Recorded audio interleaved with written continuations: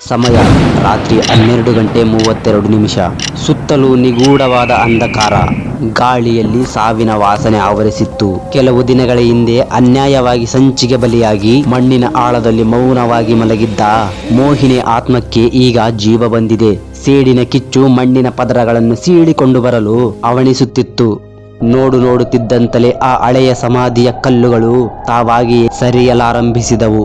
ಆಳದಲ್ಲಿ ಊತು ಹಾಕಿದ್ದ ಅವಳ ಬಿಳಿಚಿಕೊಂಡ ಬೆರಳು ಮಣ್ಣನ್ನು ಸೀಳಿಕೊಂಡು ಹೊರಬಂದವು. ಆ ಉಗುರುಗಳಲ್ಲಿ ರಕ್ತದ ಕಲೆ ಮತ್ತು ಮಣ್ಣಿನ ಕಲವರಿಕೆ. ಅವಳು ಸಾವನ್ನು ಗೆದ್ದು ಬರುತ್ತಾಳೆ ಎಂಬ ಸೂಚನೆ ಇಡೀ ಸ್ಮಶಾನಕ್ಕೆ ತಲುಪಿತ್ತು. ಅವಳು ಸಮಾಧಿಯಿಂದ ಮೇಲೆದ್ದು ನಿಂತಾಗ ಗಾಳಿಯ ದಿಕ್ಕೇ ಬದಲಾಯಿತು. ಬಿಳಿ ಸೀರೆಯಲ್ಲಿ ಅವಳು ಸ್ಮಶಾನದ ಕತ್ತಲೆಯಲ್ಲಿ ಬೆಳ್ಳಗೆ ಹೊಳೆಯುತ್ತಿದ್ದಳು. ಆದರೆ ಅವಳ ಮುಖ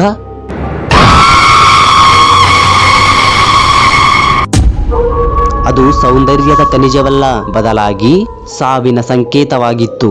ಕಣ್ಣುಗಳಲ್ಲಿ ಕಣ್ಣೀರಿನ ಬದಲು ದ್ವೇಷದ ಕೆಂಡ ತುಂಬಿತ್ತು.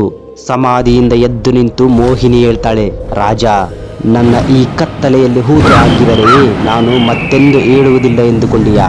ನಿನ್ನ ಸಾಮ್ರಾಜ್ಯದ ಪ್ರತಿ ಮಣ್ಣಿನ ಕಣದ ಮೇಲೂ ನನ್ನ ಶಾಪವಿದೆ. ಇದು ನಾನು ಹೇಳುತ್ತಿರುವುದು ಕೇವಲ ಸಮಾಧಿಯಿಂದಲ್ಲ, ನಿನ್ನ ಸಾಮ್ರಾಜ್ಯದ ಅಂತ್ಯಕ್ಕಾಗಿ. ಅವಳು ಪ್ರತಿ ಹೆಜ್ಜೆ ಇಡುತ್ತಿದ್ದಂತೆ ಸುತ್ತಲಿನ ಹಸಿರು ಒಣಗಿ ಹೋಗುತ್ತಿತ್ತು. ಮದುವೆಯಾಗದ ಆ ಕನ್ಯೆಯ ಕನಸುಗಳು ಅರಮನೆಯಲ್ಲಿ ರಕ್ತದ ಓಕುಳಿ ಆಡಲು ಸಿದ್ಧವಾಗುತ್ತಿತ್ತು. ಮೋಹಿನಿ ಅರಮನೆಯತ್ತ ತಿರುಗಿ ಅವಳು ಅಟ್ಟಹಾಸದಿಂದ ನಕ್ಕರೆ ಇಡೀ ಕಾಡೇ ನಡುಗುತ್ತಿತ್ತು. ಸಮಾಧಿಯಿಂದ ಮೇಲೆದ್ದ ಮೋಹಿನಿ ಈಗ ನೇರವಾಗಿ ಅರಮನೆಯ ಮುಖ್ಯ ದ್ವಾರದತ್ರ ಬಂದು ನಿಂತಿದ್ದಾಳೆ.